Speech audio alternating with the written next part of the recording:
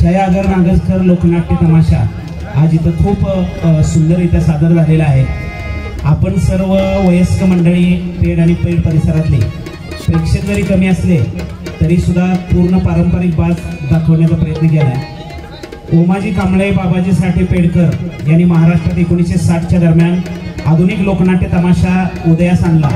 पेशव्यांच्या नंतर खरा तमाशा जर कोणी केला असेल तर तो बाबाजी साठे पेडकर आणि ओमाजी कांबळे सावळजकर यांनी। ओमाजी बाबाजीची जोडी खूप प्रभावी होती। खरोखर त्या पिढीतले बापू आज 5व्या 6व्या 4थ्या पिढीतले आहेत आणि बापूंनी पेडच्या परिसराचा इतिहास खूप सुंदररित्या सादरीत आपल्या तिथे केलेला आहे। एक मोठं वैशिष्ट्य सांगतो, ज्या गावात पिकतं त्या गावात विकत नाही असं म्हणतात, तसं आहे।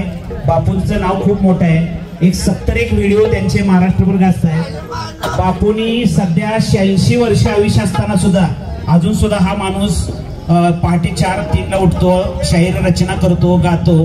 किती ध्यास आणि वेळ असतं बघा। एक भाट समाजामध्ये जन्माला आलेला मुलगा 1992 साली, जरा वाजू नका, 1992 साली बापूंना तमाशा काढून देणारा एक अत्यंत महत्वपूर्ण माणूस की ज्याचं नाव आहे बीडी चव्हाण सर। हो बघा, माझं एक मत आहे, जो दुसऱ्यासाठी काहीतरी करतो, आपण प्रपंच करतो, पैसे मिळवतो, मुलं बाळ सांभाळतो, हे सगळं खरं आहे, पण तुम्ही कलेच्या प्रेमापोटी इथं आलाय। मी सुद्धा कलेच्या प्रेमापोटी आलोय। मला सुद्धा कलावंतांसाठी काहीतरी करावंसं वाटतंय म्हणून ध्यास आहे म्हणून आलोय। तुम्ही रसिक म्हणून आलाय, पण बापूंच्या साठी 92 साली 2,25,000 रुपये, 2.25 लाख रुपये तमाशा काढून देणारा हा माणूस आज सुद्धा बापूंना सांभाळतोय।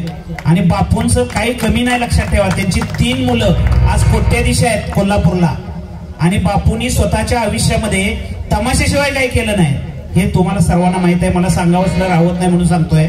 हे बापू आणि दुसरे एक बापू होते, राजा पाटील कवटे मंकाळकर, बघा त्या बापूंनी पण एक तमाशासाठी खानदानी कुटुंबात जन्माला येऊन आपलं नाव कमावलं।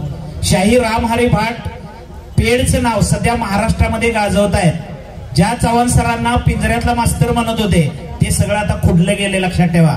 आज नारायणगाव, नाशिक, पुणे, टाकेत सगळे चव्हाण सरांना ओळखतात आणि तमाशाचा एक आश्रयदाता म्हणून हा माणूस आहे। त्यांचं मोठेपण मुद्दाम सांगतोय की आज बापूंना सांभाळतायत, त्यांची मुलं सांभाळत नाहीत असं नाहीये, पण प्रेमापोटी बापूंच्या घरी ते राहतात, पेडमध्ये फिरतात, दिवसभर वावरतात, आजूबाजूला कार्यक्रम असले की जातात। एक मुलगा म्हणून, एक मानसपुत्र म्हणून बापूला सांभाळतायत आणि बापूने आता पेडची लावली रात्री लिहिलेली आहे आणि आता सादर केलेली आहे।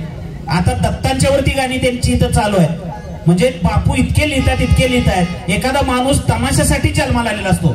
मी जसं शिक्षक म्हणून जन्माला आलोय तसं बापू हा तमाशा कलेसाठी जन्माला आलेला असतोय। आता 5व्या पिढीचा इतिहास आगरभाऊंचा आणि छाया त्यांनी सांगितला। मला बसल्या बसल्या कशाची आठवण झाली माहितीये? आमच्या सांगली जिल्ह्यातले 2 पारावरचे फड मी लहान असताना 1980 ते 90 बघितले।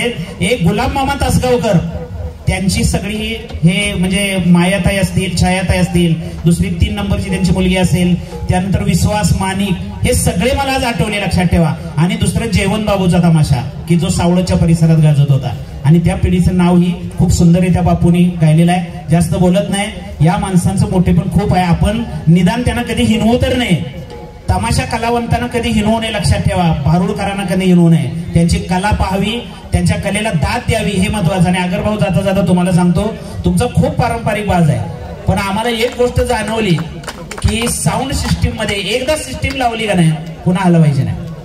आपल्याला तमाशा बेंजो करायचा नाहीये, आपल्याला त्या तमाशाचा बाज पुढे काय ऐकायलाच येत नव्हतं, सगळा नुसता पात पात पात पात आवाज येत होता। तुम्ही ऐकलं का बघा?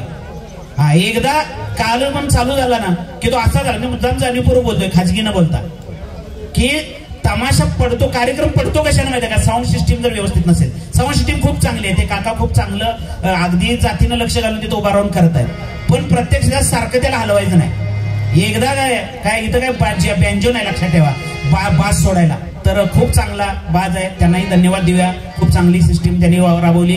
माझ्याबरोबर आलेले अनेक कलावंत, इथं खूप मोठी माणसं आली आहेत। इस्लामपूरहून एक मोठे पत्रकार आलेले आहेत, संजय थोरात सर प्राध्यापक आहेत, पापाबाई बोरगावकर आहेत।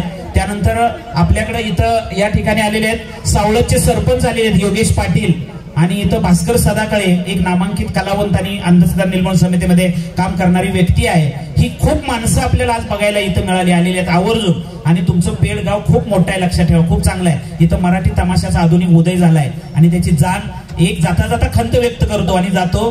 पेडच्या स्टँडच्या पलीकडं एका कोपऱ्यामध्ये बाबाजी साठे यांची एक समाधी आहे आणि त्या समाधीचा जीर्णोद्धार होईल म्हणून आम्ही कित्येक दिवस मागणी करतोय. या गावानं 5 आमदार दिलेले आहेत महाराष्ट्राला. कुठल्या गावातले 5 आमदार नव्हते, लक्षात ठेवा, त्यांची नावं मी सांगत नाही. आणि त्या बाबाजीसाठी एका गरीब कलावंताची समाधी जर त्या पेडच्या असणाऱ्या त्या रस्त्याच्या कडेला असेल आणि ती जर त्यांच्या मागं जाऊन त्याचा जीर्णोद्धार होत नसेल तर ग्रामपंचायत सदस्य, सरपंच, पुढारी यांनी थोडा विचार करावा. आपल्या माणसाला मोठं केलं ना की आपण नक्की मोठं होणार.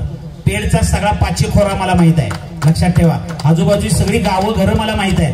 पण या कलावंताचं जर जागृती ठेवायची असेल तर तिचा जीर्णोद्धार होणं गरजेचं आहे. माझी खंत मी इथं व्यक्त केली आहे. तुम्ही सर्वांनी गावातल्या खरोखर विचार करून या समाधीचा जीर्णोद्धार म्हणजे काही जाच करावं लागत नाही. पाठीमागं फक्त न्यायचं आहे. उद्या रस्ता निघा झाला मोठा खानापूरला जायला की ती पेड समाधी निघून जाणार आहे आणि म्हणून तिचा जीर्णोद्धार व्हावा आणि एका कलावंताचं नाव मोठं व्हावं अशी अपेक्षा व्यक्त करतो. आणि